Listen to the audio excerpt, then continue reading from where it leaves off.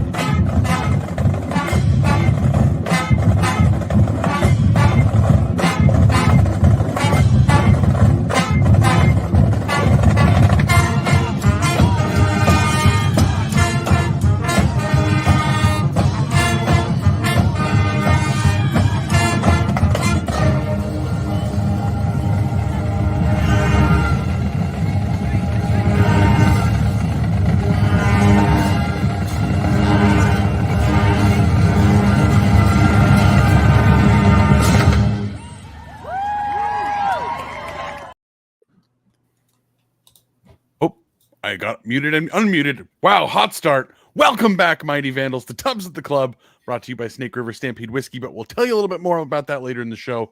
We are the Idaho Vandals affiliate on the Big Sky Podcast Network. I am your host, Dallas Hammer, joined by brave, bold Bryan Marceau. It is the week we all look forward to from day one talking spring ball. You guys know it, that I get bitched at all the time on this show because I bring up the best inside joke on any Big Sky Podcast Network show. It's top 5 Portland State week, guys. Idaho gets to travel all the way to the fearsome public Coliseum in Hillsboro, Oregon for the top 5 matchup of the year or the second week in November, depending on how you count things. So could it be going better? No, I don't think so. I mean, it could be a lateral move, Bryan, which to me is my favorite of our inside jokes, but top 5 is certainly in the top 5. Coming to us from Moscow, it's producer, redacted, Marten Heemstra. Marten, how's it going, dude? It's going good. I know I'm everybody's favorite protocol son, so I'm just happy to be here, happy to be back on the show again, ready to talk top 5 Portland State. That's a deep cut. That's a deep cut. Wow, we are amateur hour starting off hard, guys. If you don't know any of these inside jokes, I highly recommend going back and listening to all of the Tubbs content throughout history, and you'll pick up on it eventually. Well, no one's gonna get to ever see the protocol son again because we banished that ode to illiteracy a very long time ago. For just because we're enunciating it, there was a post on the old Tubbs Club website where let's just say spell checker was not on and grammar checker was not on, and this was pre-Grammarly AI, and it was bad. It was bad enough that we still joke about it. And I was a teacher, and my first thought was like, did well, no, I can't make a joke. I talk his disability, so I can't make the actual joke, but I'm not going to enunciate it. You guys can understand the joke that I was thinking about. We should probably just move on. But Marten, again, that Marten's the MVP of the episode for that Protocol Son. 100%. Marten, you're my favorite of all of the Protocol Sons. Gentlemen, let's just dive right into it. Idaho, fresh off of a win over the bye week. It's top 5 Portland State. Coming in, Bruce Barnum, Coach Barnum 69 on Twitter. Barney Ball in its 10th season. He's got a record of 37-62. So really just screaming over there. And Hillsborough is really where it's at. But again, in Portland, doing a bang up job there. Bryan, this team's coming in 2-6 on the year, 2-3 in conference. What do we know about them? So honestly, this game is a lot like the Eastern game to me in that Portland State's record, yeah, like their record's atrocious, but we do need to spend 1 second acknowledging the worst team Portland State has played the entire year is either Idaho State, Sac State, or Weber State, which I mean, hey, if that's the bottom of your schedule, that's a pretty high, that's a high ranking schedule. I mean, that includes Weber State was ranked at the time they played them as well. Yeah, I mean, they've also had now with Idaho on their schedule. That also means Portland State. They have losses to Montana State, UC Davis, Boise State. Who, hey, I mean, we're not supposed to say this on the show, but Boise State kind of looks okay this year. So some of that's rough. So their record's awful. I'm not going to accuse Portland State of being a good team because they're not, but I don't think they're not a catastrophe. As in, like, I don't think they're quite as bad as 2-6 indicates. They would be 2-7 with South Dakota. That game was canceled. That's the game that PSU had canceled was against the number 4 playoff team right now. So that's just kind of how the dice have been going for Portland State. The Vikings have 2 wins. They're a win earlier in the season over Idaho State. Last week, a win over Sacramento State. And look, the scores of those 2 games, Idaho State was 42-38 PSU and top 5 PSU. Then over Sacramento State is 58-38, including 41 second half points for Portland State over Sac State. And really the key to PSU in those 2 wins, quarterback Dante Sacheret has 11 touchdowns, which is just absolutely incredible output for those games. The guy is a very good runner. He is not a catastrophe as a passer. He doesn't pick apart teams like a Jack Lane can or like a Carson Conklin can, but he doesn't throw a ton of picks. He doesn't take a ton of risks. And because of how strong a rusher he is, PSU gets a decent amount of one-on-one receiver coverage, and he can hit guys who are wide open, or he can hit guys who find open spots in the zone. And that's really the key for Portland State being able to be competitive or pull off any sort of upsets is everything offensively starts with Dante Sacheret. Bryan hitting the comment section real quick. Nick Weber jumping in to say, "You shut your mouth, Bryan. We don't say that in this house." So, yeah, Bryan, you're going on a quick mute here. He's the number 5 overall rusher in the Big Sky as a quarterback. Averages 7.4 yards per rush in Big Sky play. Rushes for just under 100 yards per game. Bryan, that was directed at you mentioning the team in. I was completely ignoring. I completely caught that. I just wanted I'm laser focused on this top 5 matchup that I look forward to all goddamn year. And that's the guy to pay attention to. Hand up, my bad. I got away from our focus on top 5 PSU. And Bryan, we could spend the next 45 minutes discussing their offense, and the only player we would talk about is Dante Sacheret. Like, the guy is 7th in the entire conference in rushing this season at the quarterback position. He's got 98 carries. There's certainly some sack numbers in there, but 612 yards, 12 touchdowns on the ground. He's thrown for 1,400 yards, has thrown 10 touchdowns, has 4 picks. Jason Eck said a lot of things about him this weekend. Eck does the weekly press conference and then goes on Skyline Sports later in the week. If you're not listening to the Skyline Sports Vandals Weekly, you should probably be doing that. It was a double dose of the X. It was Jason and Jackson. Highly recommend going and checking that out. But Eck said in the weekly press conference, Dante Sacheret is one of the best players in the conference. All conference quarterback. Yes, he doesn't beat you with his arm like a Jack Lane will, but when he's on the ground, he's absolutely terrifying. Their offense is, you're going to see quarterback draws, you're going to see read options, you're going to see it almost act like a triple option. They get some weird formations out there. X specifically in the press conference mentioned he really liked their 1 running back, 4 tight end lineup that they sent out a while back. It's really hard to spy Sachere because he's so fast. Like he is their entire offense, Bryan. He leads the team in rushing. He leads the team in carries. He's obviously the guy throwing the ball. But Eck did say, like at the end of all of this, he said this on Skyline, I'm going to sleep better at night if he beats us throwing rather than if he beats us running.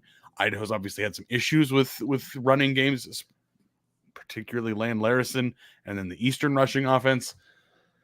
That's where, I mean, that to me, that's the key of this game, Bryan. It's if you keep Sachere from running all over the field, this is Vandal victory here. Yeah, to talk about him as a passer. I mean, sorry, I hit the descriptive stuff. He does not pick you apart, but he doesn't make a ton of mistakes. And like when he misses, because if he's a guy who can't exactly like thread a ton of needles, obviously he's going to have some misses. His misses tend to be long and over the top, so they're just not picks. He's thrown one interception in Big Sky play. He's thrown 8 touchdowns, just passes for just under 200 yards, a little under 200 yards a game. So that's your reference point for what they do. Portland State wants to run it, and an interesting, they want to run it first. That's how they beat teams, and kind of an interesting dynamic for Portland State and how they run the ball when things are going well, like in pouring on 41 second half points against Sacramento State, who, look, hey, say what you want about Sacramento State just coming apart this year, kind of like Weber State. 41 points in a half against virtually anyone is incredible. And Sacramento State, they're not complete garbage. So that I thought last week was pretty damn impressive. And tack that onto Portland State was roughly half an inch away from beating UC Davis as well. So they're not a talent-free team. And they're in different ways. The reason they make me think of Eastern Washington is you can understand this roster with maybe different coaching, or maybe if it was with a couple tweaks, not that will never happen because it's in Portland State. But like if we're talking about a team that's basically this at Weber State, it's not that hard to see how that team could maybe be in the process of ascending. But running the ball, one of the more fun things about watching PSU, which sucks when your team's playing them, they use a ton of misdirection to get Sachere design runs. So honestly, close to 40% of plays that look like handoffs, Sachere is going to hold on to the ball. Now, Quincy Craig is the running back to pay attention to other than Dante Sachere. Last year, he was in like the running for the Jerry Rice Award and only played like 5 or 6 games. His production has not been the same this year. If he only played 5 or 6 games, he went down with injury. In Big Sky play, he's putting together about 35 yards per game. But I mean, some of that I think has to do with the intersection of Portland State's schedule and just they're Sachere heavy. Like that's what this team does. And that's the recipe for a team like Portland State. Look, as nice as we're sounding about Portland State, obviously, Idaho's a better team. Idaho's a team who should walk away with a win. So, your question is, if this is competitive or if Idaho were to lose, like, hey, what the hell is going to happen? What's going to happen is Sachere is going to have a huge game, 11 touchdowns and their 2 wins. That's the beginning, middle, end. And if you want to tack on that UC Davis game, he also threw for 3 touchdowns against Davis, didn't rush for any, but his production on the ground plus through the air is around 300 yards. So that's kind of the recipe for them being competitive in all the games. They need to get around 300 plus yards out of Sachere and a bunch of touchdowns. Otherwise, they're probably not going to score enough because the Vikings on the other side of the ball are not that scary. Yeah, we'll get to the quote unquote defense here in a minute. I want to circle back to Quincy Craig real quick, Bryan. You mentioned that he was a Rice watch list guy last year. Doesn't quite have the same running production, but he's also the team's leading receiver this year. Like that, this is a very, very, very run focused team. When your number 1 running back is leading your team in receptions, that's not usually the sign of a team that's going to be throwing the ball all over the field. You get to their starting receivers. And yeah, they've got like their starters all have double-digit catches and a couple touchdowns and triple-digit yards. But you get outside of their starters, Bryan, and there's no passing production to speak of. It's not really even worth mentioning the names of their receivers at this point, because this offense is legitimately Sashere runs it. Maybe it's a handoff to Quincy Craig. DeLon Thompson is their third, or I guess their second running back, but the third ball carrier essentially. He has more carries than Craig, but he's not a passing threat, or excuse me, not a receiving threat at all. So again, this is how Portland State wants to play. It is everything runs through Sashere. Your defense is not going to hold teams to 17 to 24 points. So you're hoping to get 200 yards on the ground, get into the 30s, and gut out a win 34 to 31 type of game. That's what Portland State is looking to do. Very similar to what Eastern has done for years. Defense is secondary. It's, hey, let's not screw up. Let's not give up a 75-yard play. Let's keep the ball in front of us, grind out as much as we can defensively, and just score more than the other team does.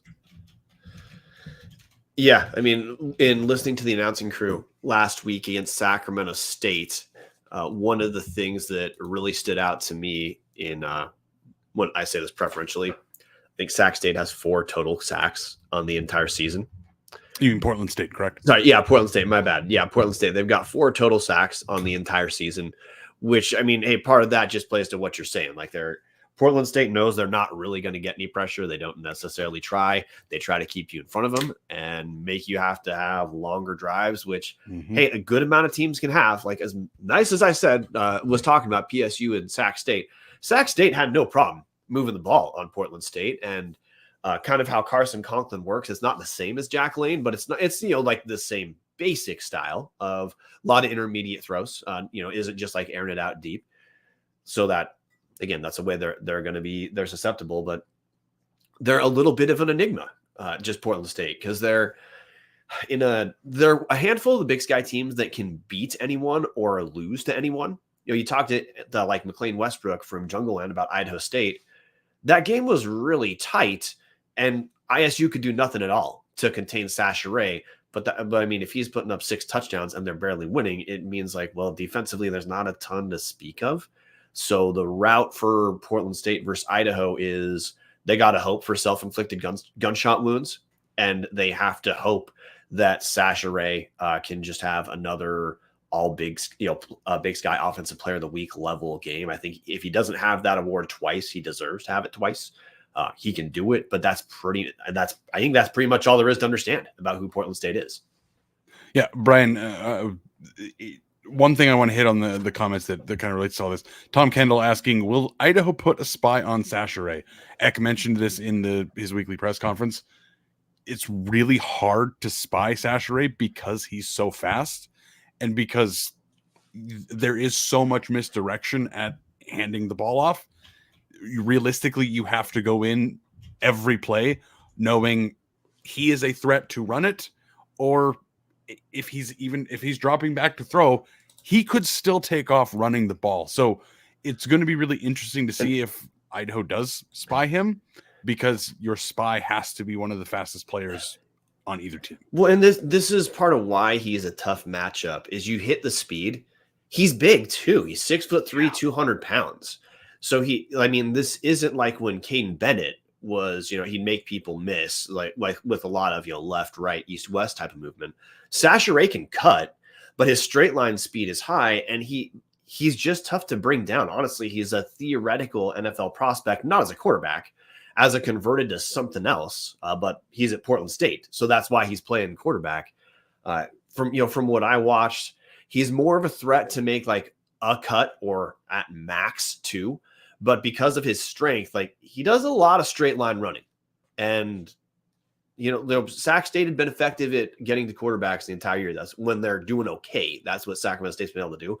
They weren't really able to do much against Portland State in that way. And that's why you're hearing that intensity of our voice talking about a team with 2 wins is, look, I mean, we've said this. Idaho's in a playoff right now if they're going to skip the first round and host in the first round. So all the games matter, even the games where the teams won 2 teams like Portland State, a team we usually pretty aggressively disregard. But there's there's one thing to know about this game. It's will Idaho be able to contain Sachere enough? He's going to break some plays because he's good. He does that against every single team. Again, like he actually passed pretty well against UC Davis, throwing for those 3 touchdowns. And Davis is the number 5. Well, they're the number 4 or 5 team in the playoff rankings right now. Hey, Davis is good, and Sachere is able to be effective against them. There's reasons to be concerned from the Idaho perspective, but also from that end, like that's it. There's nothing else we're really worried about accounting for, and we're certainly not worried about PSU forcing a ton of Idaho turnovers. Yeah, Bryan, like that. It feels so reductionist to go into a game that not again. Yes, we've certainly had teams we've disregarded on the show before. Northern Colorado last year, great example. Idaho went in and put together the snooze fest of all snooze fests, and again, they still walked out with a 2-touchdown victory in a game that was not like didn't feel good until the very end when Marcus Harris had that pick and it was done. But this truly is a team that is going to live or die off Dante Sachere. That is it. If he does not have an incredible game, there is no chance for them to get back into this. Because Bryan, as we've kind of alluded to, defensively, there's not a whole lot of things going right for them. Again, guys, check out the Eck Weekly press conference. He gives a lot of good information in there. Check out Eck on Skyline. But in his press conference this week, he said specifically, like, Portland State, midway through the year, completely changed their defensive identity. They went very simple with their coverages and kind of just committed to let's not give up big plays and let's just try to survive. You look at their defensive numbers, Bryan, they have 4 sacks all season long. Only 2 of those come from the defensive line. The others, it's 1 linebacker and 1 corner blitz. They have 3 interceptions and 2 fumbles. So they don't take the ball away. They don't get to the quarterback. Their numbers are bad, Bryan. In conference, they allow 38 points a game, 535 yards a game, 233 rushing yards a game, and 300 yards passing. No, and on the season, like just another way to reference that, Dallas, UC Davis was their best defensive outing of the D1 season. Mm-hmm. They gave up 27 points, which like against Davis, that's not awful, right? Otherwise, like they've given up 40 pretty much every single game other than UC Davis. Bryan, their point differential in the season is minus 131 because of their 40-point loss to Wazoo, 42-point loss to Boise, 30-point loss to Montana State, 27-point loss to Weber. Stat correction. Their second best defensive outing of the year is giving up 38 to ISU. Yeah, caveat, they also only gave up 0 to South Dakota. So I think when the game is canceled, they're pretty damn good. Hey, they, doesn't matter. That cough kept South Dakota from getting to the end zone. That's all I got to say. So we obviously have the Idaho end to talk about relatively quick. And hey, Tom, we've got some comments to hit on there. But before we talk the Idaho end, Dallas, I love to give Marten no notice about our ad reads. But I think he's ready for you. If you are looking for a great all-inclusive week-long vacation, don't look past your backyard. Hughes River Expeditions has been Vandal-owned and operated since 1976, and they're ready to take you on the vacation of a lifetime. Enjoy a multi-day trip down the Middle Fork of the Salmon, the main Salmon River of no return, the Salmon River Canyons, or even the Selway. You can check out special trips like one to see the Perseid meteor shower. Camp on pristine beaches, run amazing whitewater, hike scenic trails, spot wildlife, soak in beautiful natural hot springs, and like I'm always saying, guys, fish the most remote stretches of river in the entire country. Just bring your clothes and let HRE handle the rest. All you got to do is call the number I'm about to give you, and Colin's going to hook you up. As Elizabeth Hammer says in the comment section, pristine bitches. If you ask Colin for those, he will hook you up. Again, guys, just bring your clothes, let HRE handle the rest. Grab a paddle, catch dinner, and ride the bull all throughout the Gem State. Call him now at 406-540-4450. Again, 406-540-4450. Or check him out at hughesriver.com. All right, so hey, Dallas, I want you to take the wheel here a second. The Idaho end of this game it's already implied. If PSU can't stop anyone, and if we want to keep Dante Sachere off the field, there's a pretty simple explanation of what the Idaho game plan probably is. Yeah, it's do what Idaho used to do with Giovanni McCoy, which is don't snap that ball until there's 5 seconds or less on the play clock. So you chew up that time of possession. Shout out Tom Kendall calling that out just a couple minutes ago in the comment section. Jack Lane, don't turn the ball over. There's your recipe for success right there. That's all you have to do. Yeah. If you stop the run game at least half okay, as long as you keep your drives going and keep Portland State's defense on the field, this isn't going to be a particularly difficult loss. Honestly, Brian, the hardest thing about this game to me is not Portland State. It is Portland/Hillsboro. This is absolutely one of those bring your own juice games. It's a very long bus ride from Moscow. It's the smallest crowd, the worst crowd you're going to play. It's probably going to be pouring rain because it's November Portland. That is the trap stuff of this game. That is the most concerning to me. Yeah, and the Idaho injury report, it matters in some extent. And hey, Dallas did all the research here. But as an injury report, Nate Thomas may be back, but Eli Cummings gone, correct? Yeah, sorry. I was nodding along and didn't realize. Oh, yeah, this is a podcast. Yeah. You have to talk, dumbass. Yeah. And then defensively, Malachi Williams. Well, this isn't all defensively, my bad. Malachi Williams, Tony Harsey at receiver. Williams is on the edge. And then big deal, Andrew Marshall expected to be back. I really think Idaho missed Andrew Marshall the last couple weeks. One for that extra weapon as a punt returner, because Idaho being down both kick and punt returners that's kind of a big deal as far as special teams concerned. PSU is less likely to beat you through the air, but Marshall's a pretty strong one-on-one tackler as well. So, and with how PSU does often get a bit of one-on-one coverage, it's nice to have one of our top. Well, the best DB the best DB that we're going to have back who's injured because Abraham Williams is not coming back this year. That helps out the Idaho end. But honestly, this is one of the games where I feel like you can kind of be an idiot talking about it. The big focus is going to be, can Idaho put up points? Which I have no concern about because, Tom Kendall talked about those long drives. You talked about too. This version of Idaho with Jack Lane, with how he has the ability to cycle through those reads. Like you said, Jason X said on the show, why you're seeing all those tight end catches is because he gets to the fourth progression. Lane being able to pick teams apart for those short to intermediate passes it's kind of a weird way to think about a team grinding out possessions because typically you think run the ball first, but to me that's not the strength this Idaho offense has had. And yeah, we're going to want to get some production on the ground for sure, but this is another game where good God, I'm happy Jack Lane's back because Idaho, as we saw against Eastern. Jack Lane running the show for Idaho suddenly turns this into not just like a middle of the pack offensive team. It's like a top third offensive team in the Big Sky. And that makes this Idaho team a completely different monster and completely a threat to, hey, if PSU's given up, 40, 38 a game, whatever. Yeah, this version of Idaho, I don't think they're going to struggle with that.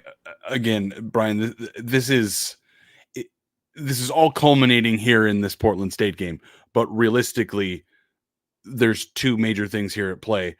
Idaho has finally gotten through the gauntlet and gotten to a bye week and gotten that little bit of health back to get again.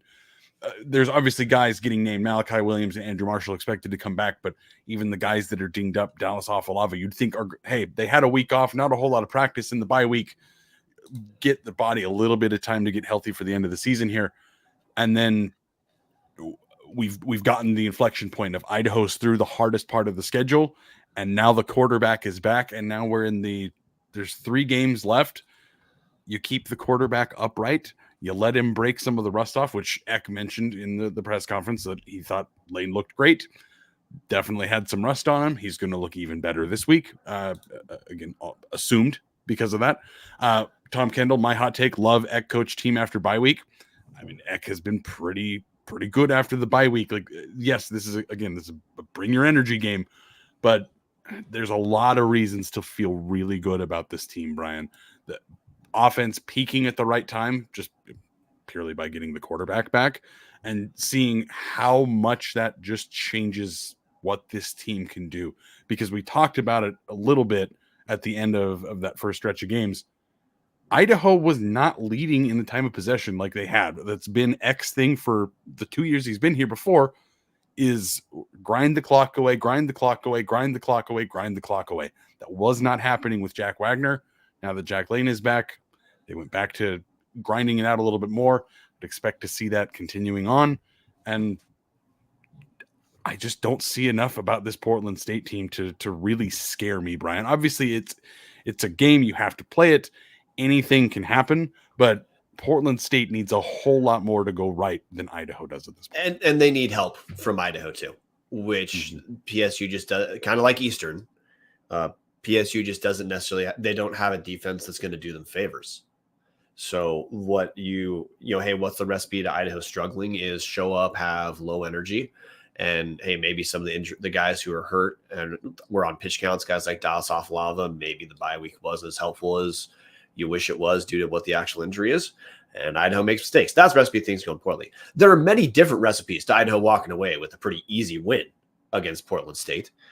The health thing, which I'm glad you talked about the bye week thing, because it's weird. It's weird for me how big a deal Idaho getting that bye week super late in the season feels like it's going to be.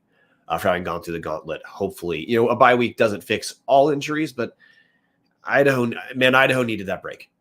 That's just kind of the direction the defense has been going. Not a put down, because Eastern is really good. They score against everyone. They scored a ton of points against Montana State, which probably should make you feel better about Idaho's defensive effort 2 weeks ago. But there's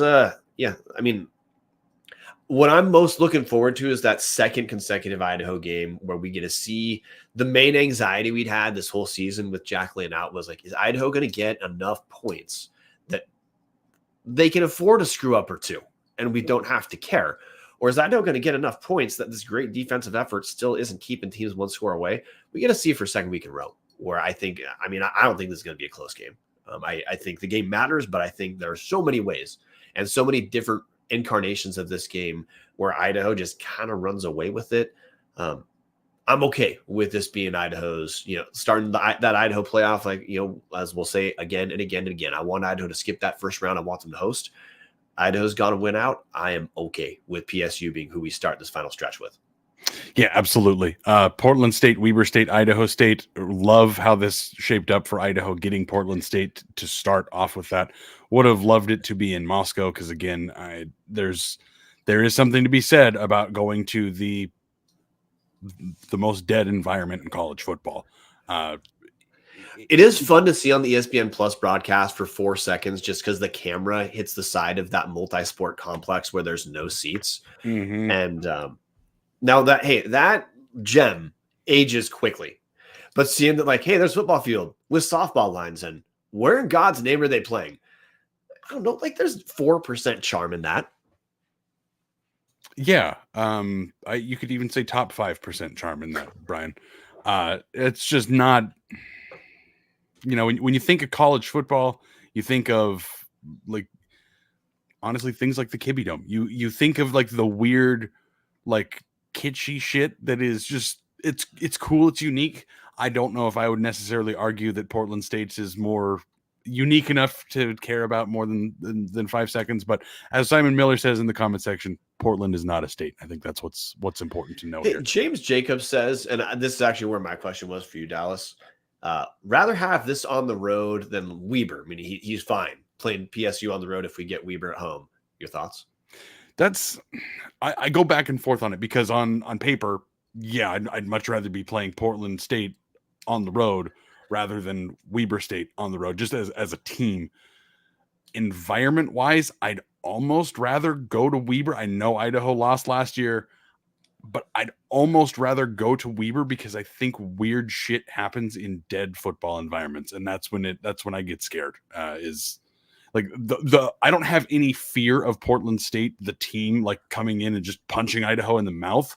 What I have a fear of is Idaho comes out and sleepwalks for 3.5 quarters because it's like playing JV football remade from a rainout 3 weeks ago that's on a Saturday morning and nobody wants to be there. that's the energy this game puts off in my brain. And that, like, I'm weird. I'm not superstitious, but I'm a little stitious, and that gets to me a little bit. On paper, yeah, Portland State away much better than Weber away, but I don't know. The environment just throws me off, man. I'm mostly okay with the setup, and largely it's because Portland State they can't stop anyone defensively. Like the good luck charm, if you're going to be a little stitious on this, I actually just watched that episode with my wife like two nights ago,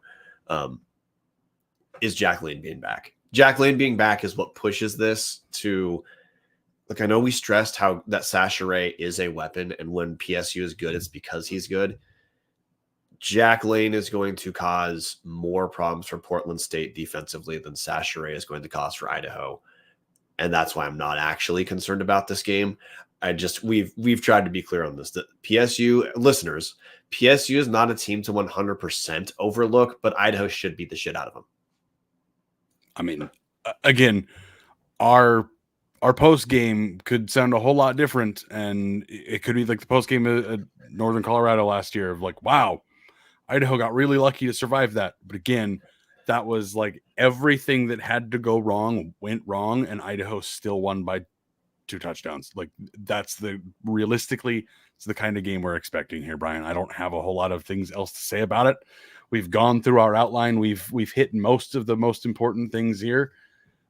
But the one thing I wanted to call out, Brian, we didn't get to the defense that much because, again, there's not much to talk about. They do have pretty solid linebackers. Michael Montgomery and Peyton Wing, they're both sophomores. Montgomery was actually on the first team all-conference preseason team. Montgomery and Wing, Eck called out. Both of them tried to be recruited to Idaho, but both chose Portland State. So interesting. Yeah, not a great choice in my opinion, but at the same point, those two are both starters. They both have 66 tackles and are tied for 7th in the Big Sky across the season in tackles. So good for them. But really, there's not a whole lot of names to know. There's not a whole lot of impact players that are gonna shock you. Like, this is a team that defensively, at the defensive line and the DBs, they rotate like crazy. Yeah, they have 2 stud linebackers that, again, Idaho tried to bring in. But then outside of that, Brian, you get to, again, the offensive line's pretty experienced, but it's not like anybody's a all-conference threat there. The receivers and tight ends, not anything to write home about. Quincy Craig's a pretty good player. I like DeLon Thompson. And then you got Sasha, and that's really, if you contain that running game, that's it. Vandal victory. So, Brian, we're 37 minutes in. We're going to give everybody just the tip, and we're going to move on. We'll come back to our final score predictions. But first, Brian, I'm going to let you take the wheel because I need a little bit of a drink to warm the throat a little. Yeah, well, I have some bad news, guys. You can hear from my tone of voice. I actually had to take 3 days off of Snake River, which is a pretty rough stretch for me. But Snake River Stampede, man, they're the best Canadian whiskey and best Canadian whiskey buy in Idaho State liquor stores. You got 2 options. You have your entry-level Snake River Stampede, aged 4 years. It's 80% corn, 10% rye, 10% malted barley. Then you want to class it up to celebrate a big win. You can buy their 1915 small batch. It's aged 6 years. It's that same combination, 80% corn, 10% rye, 10% malted barley. They both have double barrel finishes, which is that 3 grains and double barrel finish is what makes it. It's what sets Snake River apart from any other Canadian whiskey in Idaho State liquor stores. If you haven't grabbed a bottle yet, get one this week at Idaho State liquor stores, not in Washington State liquor stores. You'll save the gas money. Just come on over. The price is a lot better. Grab yourself a Snake River today. Shout out Tom Kendall in the comment section. Drank a little 1915 tonight, Tom. We appreciate you. Martin, get your ass in here. It's time for Big Sky Pick'em. I feel like you guys are forgetting something. The stuff you told me to look up, Brian. Oh, we'll embed our playoff talk in picking the Big Sky. Producing on the fly. Let's go. Yeah, public, love it, boys. Well, hey, like I typically would have talked about this, guys, on the Big Sky Podcast Network Power Ranking show. But as you can hear from my voice, if you think I sound like garbage tonight, because I do, 3 nights ago, way worse. So had to take that night off. But we're still paying attention to Idaho and Big Sky for playoffs. So like we're not sorting the entire FCS. We're mostly caring about those teams that are somewhere between like 1 and 12 and what that progress is. We'll hit that as we go through, because there are some matches this week that absolutely do have playoff implications in the Big Sky. So, gentlemen, we get to Big Sky Pick'em week, whatever the hell this is. Last week, Trebe was unfortunately drowning in Jaguar sadness, and I was too preoccupied with the Rams embarrassing the Seahawks the following day to make my pick'ems for Saturday. So Bryan went 4-1. Congrats, Bryan. Well, Jeff went 3-2, and Marten went 2-3. But again, we've got to put that asterisk there, because we're just going to always put that little asterisk there for Marten, because we know he's not going to pick Montana.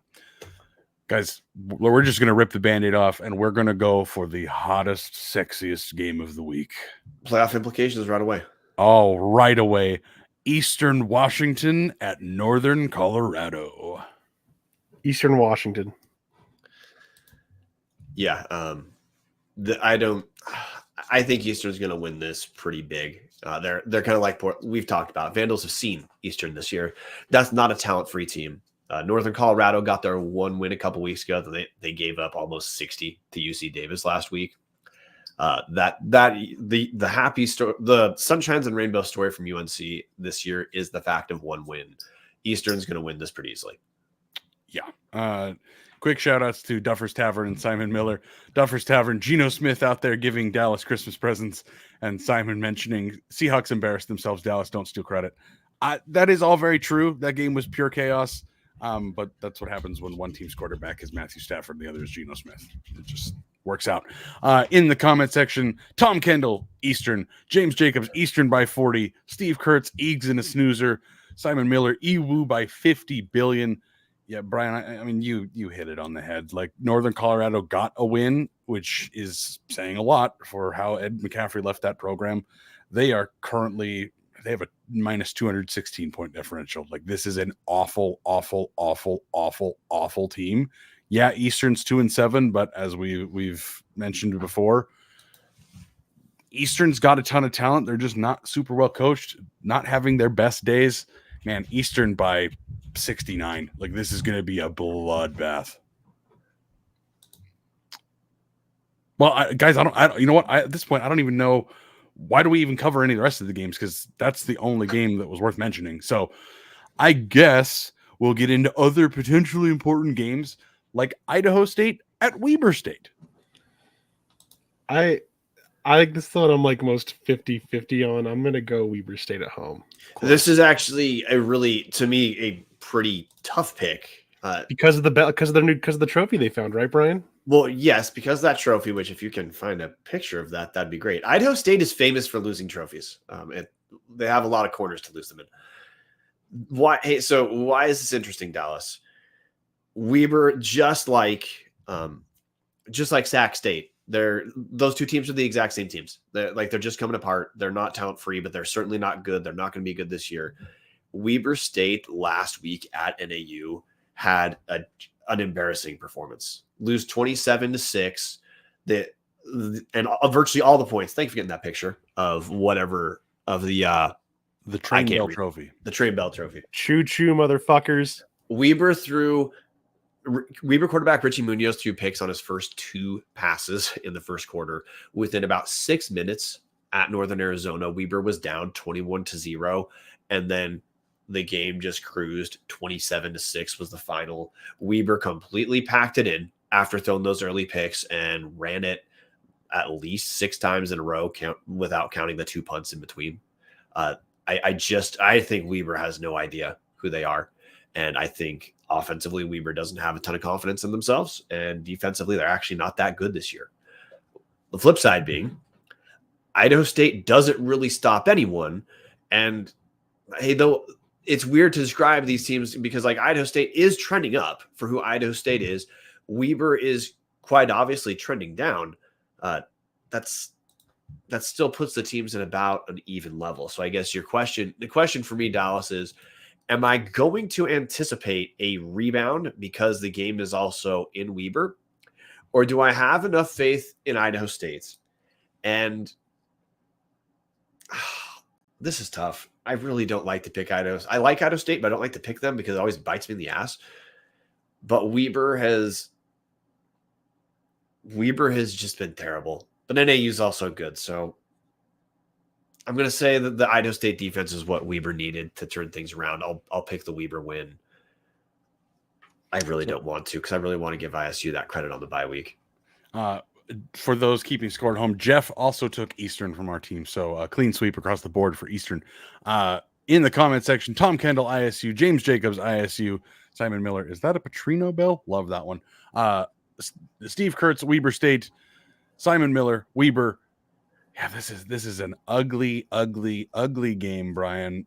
But man, you look at what Weber State has done the last 6 weeks. Outside of the overtime win in Missoula, this is really not that impressive of a team. They lost to a McNeese team at home that they probably should have beat. Then they lost to Northern Colorado. They looked terrible against NAU. They lost in double overtime to Sac State. This is just not a team that feels like they've got a lot going for them. I know it's at home, so that helps a little bit. But, man, Idaho State is at least kind of turning the corner. And, yes, while they lost to Portland State, they also lost to NAU like Weber did. They just beat Sac State in overtime. Same week Idaho beat Eastern. But it feels like Idaho State is swinging upwards, and I'm going to regret this, Brian, but I'm taking ISU, as is Jeff. So 2-2 split here across the Tubbs boys. Okay. I can't believe we're already here. NAU at Coward Poly. NAU, and it's not close. I'm still like, look, NAU is going to win. NAU, hey, their playoff hopes are still alive. So there's NAU needs help, but they're getting it when teams like North Dakota start to lose to teams like Indiana State. I'm still thinking about the last game. I think it's going to be NAU pretty clearly. NAU's run through a lot of the tough part of their schedule too, which helps explain why the record is what it is. So yeah, Lumberjacks will have no problem with Cal Poly. I'm still revisiting. Obviously you're about to go to second Dallas. I'm still going back and forth on that Idaho State Weber State thing. That's actually pretty tough. It is. I mean, again, in the matchups of games nobody gives a shit about, it's a pretty important one. In the comment section, Tom Kendall, NAU, Steve Kurtz, NAU, Simon Miller, Jacks, Duffer's Tavern, NAU winning out helps Idaho's resume. Love where your head's at, Duffer. My hate for ISU is larger than my hate for Weber. Also agree on that one. Man, I hate bringing this up. Cal Poly has played they have 2 wins. Western Oregon, nobody cares. Northern Colorado, also nobody cares. Then they have 3 close games. Non-scholarship San Diego, Idaho State, and the Jack Wagner Vandals. Those are the 3 close losses Cal Poly has. Otherwise, they've been boat raced in just about every single game. Give me NAU every single day of the week here. I don't see Cal Poly winning another game. They have NAU, Sac State, Weber State. Going to be another long year in SLO, but hey, when the weather looks the way it does and you've got this beautiful weather and beautiful countryside and beautiful ocean and all of the great things that come with Cal Poly, you know what? Fuck you. You don't get a football team. Clean sweep across the board from the Tubbs crew, NAU all the way on that one. Sac State at Montana State. I'm going back, guys. Sorry, I'm going back. I'm picking Idaho State. I did further research. Idaho State and Weber State are essentially the same team defensively. So, nope, I'm going back. Nope, sorry. Weber's going to be just cascading into that Idaho game. I withdraw Idaho State. Colby, if you're listening, congrats on the Weber win this week. Bryan has now given us the kiss of death. So Martin, also congrats to winning Pick'em this week because Bryan has completely just screwed Jeff and I with that pick. Gentlemen, is Sac State is Fraud Watch? Is it in full 5-alarm fire? Is Sac State over?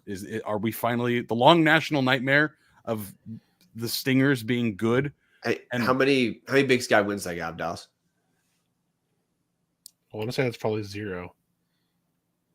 Martin says 0. How many they got, Dallas? Take a guess. I'm trying to think through their entire schedule here.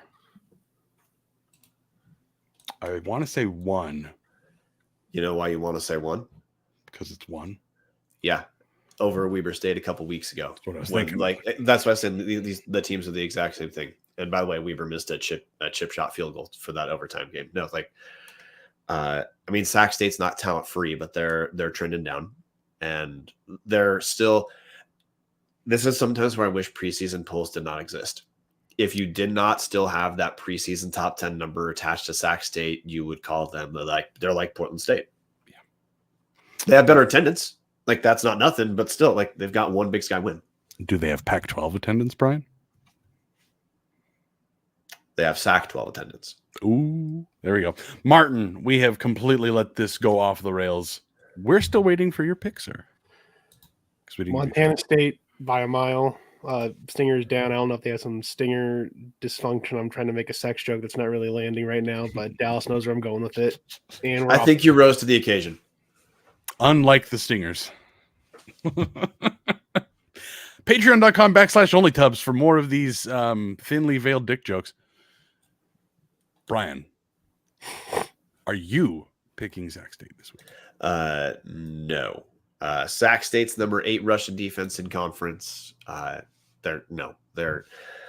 mirage was that earlier in the year they got to quarterbacks playing not very good teams. That I think was really it. They've had some injury issues too, kind of like Idaho. It's been some substantial injury issues, but Montana State is not, and Montana State can run on anyone. So no, Sacramento State's going to lose. I just think I actually don't mean this to make fun of Sac State, because I like Sacramento being good as another good Big Sky team with good environment, but the team's falling apart. That's it. So, and Montana State's not. Yeah. MSU by a million, as Tom Kendall says. Stingers down, says Steve Kurtz. Andrew Whipple, Sac State future Pac-12 champs. MSU by 37. Yeah, man. Whew. Peter South. Peter, I think I might have pronounced your name wrong. I'm sorry if I did. I know I've asked you before, but I've forgotten. Idaho women's basketball within 4 of BYU with about 4 minutes and 30 seconds left. If you are not listening to Tubbs Live, you should probably have that on a screen somewhere. Duffer's Tavern, Ball Sac State is total cheeks. Simon Miller, Bobcats. Yeah, Brian, you mentioned the schedule. They have that double overtime win against Weber State, and then that overtime loss to Sac State, overtime loss to Idaho State. That's why I was like, I think maybe they had 2, but yeah, only the one. And then their 2 other wins this season are Nichols and Texas A&M Commerce, which neither of those are particularly intriguing or worth writing home about. So you're picking a 3-6 team against an undefeated top 3 team. So yeah, Montana State all the way in this one. 2-point game in Provo right now. So anyway, keep picking, man. My bad. No, you're totally fine, guys. That's what the whole point of the show is going off the rails completely and us just having fun getting to the end of it. That's, I think, amateur hour is the best hour we do. This one is the actual legitimate game of the week. I know I sarcastically talk about, huge game, and then it's Eastern Northern Colorado, and I'm sitting here talking about this completely worthless game. This game is actually the big one. This game is actually important. It's, I would argue, the FCS game of the week. UC Davis at Montana, gentlemen. Oh, very quickly before I forget, Jeff also picked MSU. So that's a clean sweep for NAU and MSU on the board here. You guys already know who I'm picking, UC Davis. Yeah, so this is where we get to talk playoffs too, because Idaho's jockeying for position. This is a matchup of, as far as the playoff committee rankings that were released a couple weeks ago, is number 5 UC Davis and number 10 Montana. So this is, to me, this is where the Idaho math gets a little interesting, because there's kind of 2 cases to make. Both UC Davis and Montana still have to play Montana State on the season. So I think if you're a Vandal, you're a huge Bobcat fan. Idaho's not going to win the conference. So you want MSU to hurt other people's resumes while Idaho keeps packing on wins. The one hand is, if you're me and you just want Idaho to get top 8, I don't really fret where we're at, top 8. For number 8, I don't give a shit. That's fine. I just want to host and be out of that first round. The conservative case is root for Davis to win. Just accept that Davis is probably going to finish ahead of Idaho in that 1 through 8 ranking. But a loss for Montana, who sits at number 10 now, with another loss later in the year, to Montana State, completely kills any chance of the Grizz leapfrogging Idaho. Whereas, like, honestly, if Montana beats UC Davis, there is a chance that would push them a little bit over. Yeah, they're going to pick up another loss with MSU. So, hold there. Now, the take Patty Frakes had, which I had a talk with him, not recording, was he said, yeah, maybe root for UM to win, because if UM loses again, he just doesn't think that Montana's going to jump Idaho, provided Idaho wins out. But UC Davis dropping both to Montana and Montana State might push Davis to a more marginal, like a 7 case, which may help push Idaho to like the 6-5, something like that. So if you're a little risky, you're rooting for Montana to win here, so that 2 teams can kind of torpedo the resumes, but then they'll just be 3 Big Sky teams with very comparable resumes. You don't know where Idaho sorts out there. If you just want Idaho to skip the first round, I think you root for Davis to completely kill the Montana option there. As far as the game itself, I'm picking UC Davis because Montana cannot stop anyone. They can score very well. They have weird instability. I don't know if you call it instability at quarterback, but they've gone now to, like, they're playing both Fife and Ayat. Kind of weird. But Davis can absolutely score the ball. Montana's going to put up some points. That's what they do. But I like this matchup for Davis. Davis isn't a team that really beats themselves. And when Davis has been more competitive, it's because teams can stop him, in between the 20s. I just don't think the Grizz can do that. By the way, anybody watching here should be please paying attention to Marten down in the bottom of your screen. I believe Marten is watching the tie ball game in Provo, Utah right now. Absolutely losing it. So if you are a fan of the producer Redacted, you should definitely be watching this right now and not listening to it. But Bryan, those are all very good points.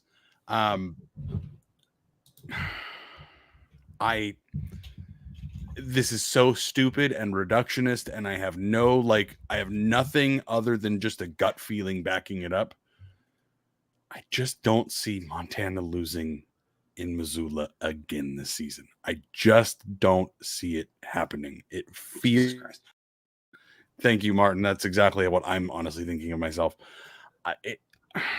There's something screaming in the back of my head that says Montana's going to beat Davis, lose to Montana State. Davis is going to lose to Montana State, and it's just going to kind of be chaos, and Idaho's going to be white knuckling what might end up happening on Selection Sunday. That's what it feels like to me. I have no reasoning behind that. Everybody else here is picking UC Davis, including in the comment section, James Jacobs, UC Davis by 2 scores, Tom Kendall, UC Davis, Peter South, UCD, Simon Miller, Aggies, Elizabeth Hammer, you can sleep on the couch tonight. Well, it's better than the floor like I've been the last couple weeks, I guess. So I don't know. There's just something screaming out to me like this is the time of year that Bobby Houck likes to kick us all in the throat and remind everyone, like, hey, yeah, I'm kind of a jackass. Yeah, I look like Beavis's cousin, but he gets it done when it matters for the most part. And that terrifies me. I love Mr. Plow, one of my all-time favorite Simpsons episodes, but until UC Davis has proven it, give me the Grizz in Missoula. Is Simon Miller, is that some PTSD? 100% it is, Simon. 100% it is. It is just that belief that bad things are going to happen to Idaho. It's all over this game to me. Yeah, I mean, I don't disagree with that. As far as look, they're 2 good teams. So obviously anyone could win, and Montana at home matters. Montana they have a really long sellout streak rolling where they're getting 26,000 per game.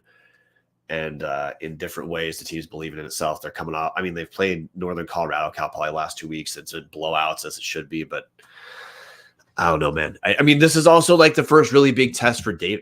To me, this is the first big test for Davis in quite some time. I mean, yes, they beat. We all know they beat Idaho with Jack Wagner playing. Since then, the team they haven't. I mean, the best team they played is Portland State or Eastern. So that's a long time to go without being challenged. So I don't know. And they shouldn't have beat Portland State, and they only beat Eastern by 10. And that was in Cheney, and which happens in Cheney, but don't forget they barely beat Portland State with a lot of help. Yeah.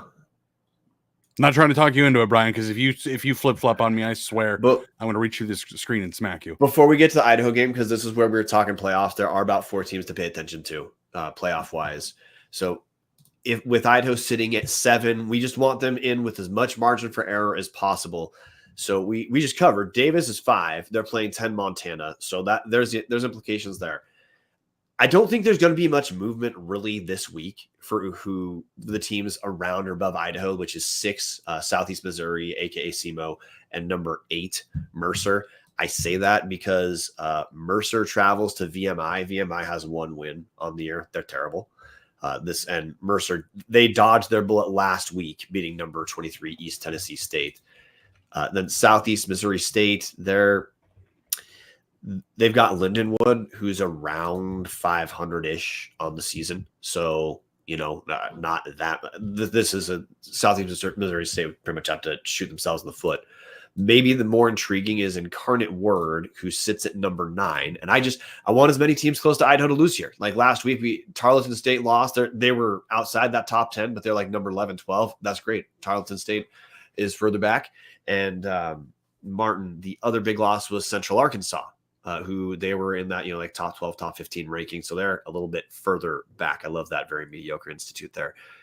Incarnate Word, number 9, they're going to be hosting Lamar, who beat Weber State by 1. Lamar, they're not great. They're 5-4 on the year in a not that great conference. But, if you're looking for a team around Idaho to lose, other than someone has to in UC Davis, Montana, Incarnate Word to me is the most likely. Thank you, Bryan, for your playoff update. Gentlemen, this is the time of the show. We are over an hour in. It is time for your score predictions and or final thoughts on Idaho at top 9 Idaho at top 5 Portland State. I'm going to go Idaho. I'm going to change that number now because I'm not feeling it. The vibes aren't there with me. I'm going to go Idaho 45, Portland State 18. Yeah, I'll go Idaho 41-17. Yeah, I think Jack Lane's just going to be too much. I think, and also like teams don't have PSU can't guard anyone, and really there's not much tape of what Idaho looks like. That's a huge advantage for Idaho late in the season. Mm-hmm. There's not a whole lot of games with Jack Lane at quarterback, and as much as you can say in a press conference, hey, Jack Lane finds the 4th read more often than not. You can't really prepare for that until you've seen it happening. Like, oh yeah, no, here's the play, and sure as shit, he read through it all and hit the 4th option. It's pretty tough to prepare for that when you've seen what Idaho's offense was without Jack Lane. So, Marten, you've got 45-18. Jeff's got 41-20. Bryan's got 41-17. In the comment section, Duffer's Tavern 38-17. Tom Kendall 37-21. James Jacobs 42-14. Simon Miller, Tribe from the North 45. Top 5 Portland, not a state 13. Andrew Whipple, Vandals by 24. Peter Stoth 45-17. Tom Kendall saying weather may prevent higher score. That's where my head is at. I'm going to go 38-24. I think Portland State is going to score well enough because it's going to most likely be a wet and sloppy game. That's honestly what Portland State's going to need to get things moving at least a little bit. But they don't have the horses to hang. I'd love to see Idaho get into the 40s. Feels like it's probably going to be a little more ball control offense. Honestly, 38 might even be a little bit high on this projection, but I don't see Idaho getting into the 40s. Love your guys' energy. If you're in Portland, if you're going to this game, this is not related at all. I highly encourage you. Hawthorne Theater, 8 o'clock that night after the Vandals game. You can go celebrate with the Mosh Pit. 4 Year Strong, one of my absolute favorite bands, is playing. Thought we were going to try to sneak over and make it. Unfortunately, things happen in the Hammer household and we aren't going to be able to go over there. But if you're going to the Vandal game in Portland, where you're going to probably outnumber the Vikings, go out there and see a Mosh Core show for me. Gentlemen, any final thoughts? Yeah, 17 seconds left. It's 65-62 BYU Idaho ball. So I know what I'll be watching while we play the show out. Go Vandals. Go Vandals.